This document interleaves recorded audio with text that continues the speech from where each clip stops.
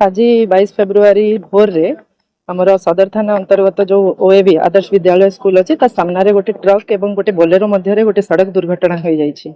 तो से बोलेरो रे थिबा 5 जन व्यक्ति डेथ हो जाइए।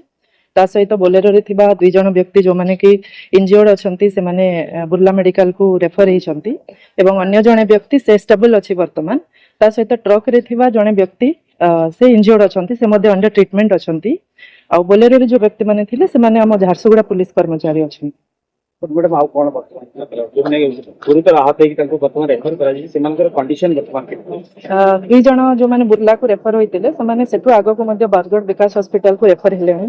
तांको कंडीशन वर्तमान स्टेबल बोली आमे जहा सुनुछु आमे जानि पारिबा धीरे धीरे। आउ केस रजिस्टर ऑलरेडी हे जाइछि and case is under investigation. Trawler driver मध्ये इंजर्ड अछि से अंडर ट्रीटमेंट अछि। Thank you. Thank you.